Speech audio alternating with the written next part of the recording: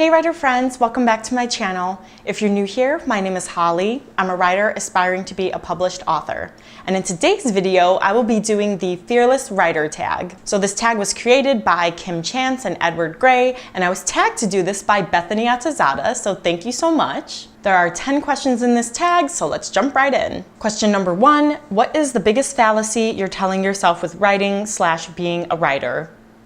So for me, this is just feeling like I'm not good enough and that I'm not going to make it. It's so stupid, the writer brain, and I have it.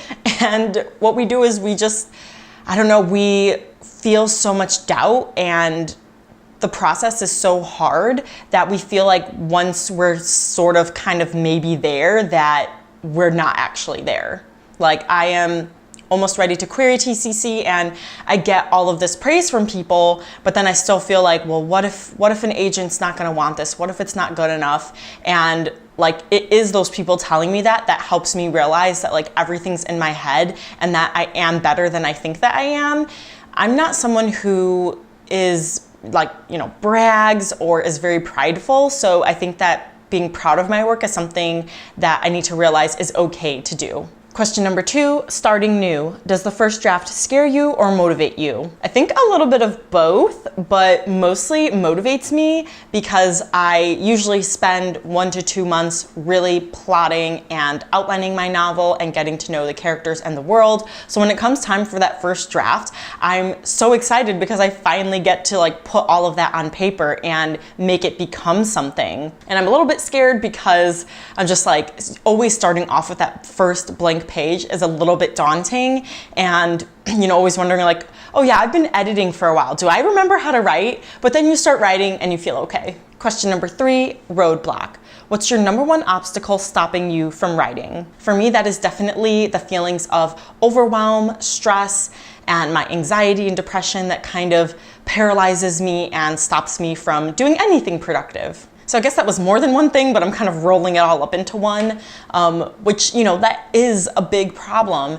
But taking my medication helps, and, reading affirmations and meditating helps. It kind of grounds me, puts me in the moment. And then just making sure I'm spreading out all of my tasks that I need to do helps me not feel overwhelmed, because I'm like, I only have to do this. Before, what used to stop me from writing when I first started back again in 2015 was the fact that I felt like I wasn't good enough, and what if I'm doing all of this for nothing? But now I don't feel like that anymore, which is good. Question number 4, reflect. How can you overcome the obstacle? Yeah, so I kind of said that, I guess, grounding myself in the moment, being present, not thinking about the future, and just realizing that every writer has been at this stage. Every writer starts writing crappily and they have to grow their craft. And every writer doesn't have an easy road. Even the people that are debut authors and get those, $1 million book deals, like they still had some struggles to get to that point. It's the tip of the iceberg thing. There's all of these things below the surface that goes into writing that book. So I know that I'm just another piece of that.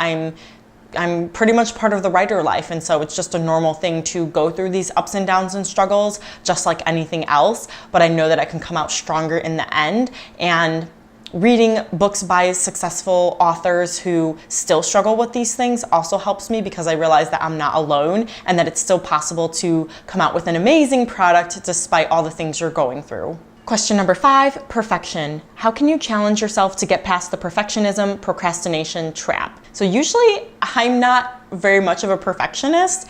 I just more so kind of want to get things done, and that's kind of my problem. Like I'm not as like super nitpicky because I'm kind of more laid back, chill, and like I said, I'm not like super type A. I just kind of like being busy, but I don't like having control of everything. So I don't know what type that is, type Z or something, or type, is there anything other than type A? Like let me know in the comments down below, because everyone just says, I'm type A. Well, if you're not type A, what other type are you? I wanna know so I know what type I am. But anyways, at least when it comes to editing and revising my manuscript, it's easy for me to get out of that perfectionist trap, because I know that like if I'm just kind of redoing things and not really making any progress and not making the manuscript better, then I know I'm just being really nitpicky and I'm not really doing anything. And of course, if that paralyzes me to the point where I procrastinate on it, well, then I'm not gonna get it done. Question number 6, failure sucks.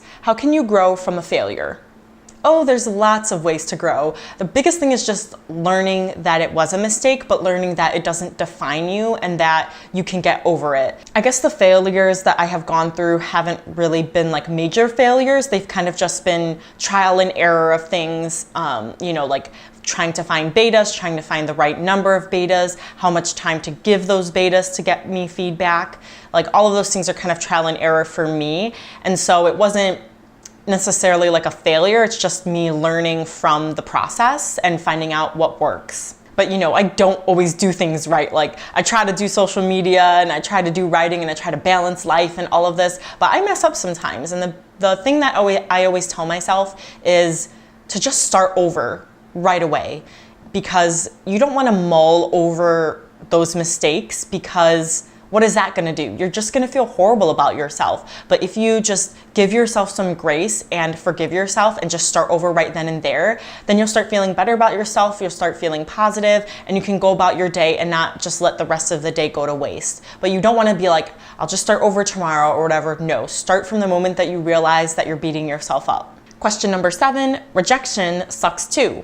How can you grow and learn from rejection? So my biggest rejections that I got was from when I ran a query realm to about 15 agents, and all of those came back rejections. And the biggest thing I learned from that was just how the whole process works, like I said. And it was me learning that it was okay to get those rejections and that it wasn't the end of the world, because what I had read and heard from people before I even started querying, which was a blessing that I knew this beforehand, was that like, just keep going, just keep writing the next manuscript, because it might not be this one. It might be, but it might not be, but it might be the next one. So just keep writing, don't fixate on that one manuscript. So through my failure of getting those rejections, I kept writing, and I feel like I am to the point now where, I will still get those rejections, but it'll be because it's not the right fit for that agent. I feel like I will get that agent who will fall in love with TCC as much as me and my beta readers have. And yeah, and then all of that rejection will have been worth it. Question number 8, create action. How do you keep moving towards your goals? So with that, it means just keep making goals. With my quarterly goals, I have some new things, some secret writerly projects that are pretty scary and things that I have never done before, but things that I'm also really excited about. So you're never gonna stay where you are if you're like, every month your goal is just to finish that first draft, or to, find betas, or to finally let people read your work, because there are so many people who are afraid to send their manuscript out there, or they're afraid to just research anything about the writing community. And so they don't really know the ins and outs of the writer life, as far as like, what publishers are looking for and what agents are looking for and how the processes work. So just always make sure that you're growing with your goals, that you're making new goals, and that you're improving and learning every step of the way. Question number 9, new year, new outlook. If fear wasn't holding you back, what would you be doing right now to further your writing dreams?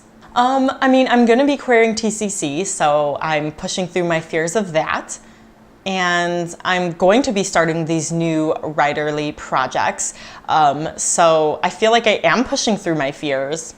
I think the biggest thing would be if this was my life. My goal is to be an authorpreneur, which is, some people call it like a creative entrepreneur or an author/entrepreneur, but combined that is an authorpreneur. And if fear wasn't holding me back, that's what I would be. I would be creating content and making money off of my books, and that would be enough to sustain me so that I could just stay at home and do all of this stuff for fun and get paid for it. But that is something that scares me, is that I still need my real job. I still need to work as a physical therapist right now. I'm not making any money right now. I'm just spending money. So yeah, being a full-time authorpreneur that would be the scariest thing for me to do this year. And lastly, question number 10, leap of faith.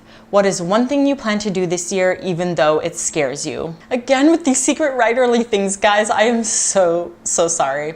But they're authorpreneurial related. But yes, I don't have any experience in anything business-like, being an entrepreneur, which is scary. But yeah, that's something that I'm gonna work on this year. All right, you guys, that's it for this video. Thank you so much for watching. Leave me a comment down below and let me know what some of your fears and goals are for the year and things that you are going to try that are new. And before I go, you know you girls got some people to tag. So I am going to tag Savannah J, Goins, Natalia Leigh, and Maverick Moses. Please give this video a thumbs up to support my channel, and I will see you guys next time. Bye.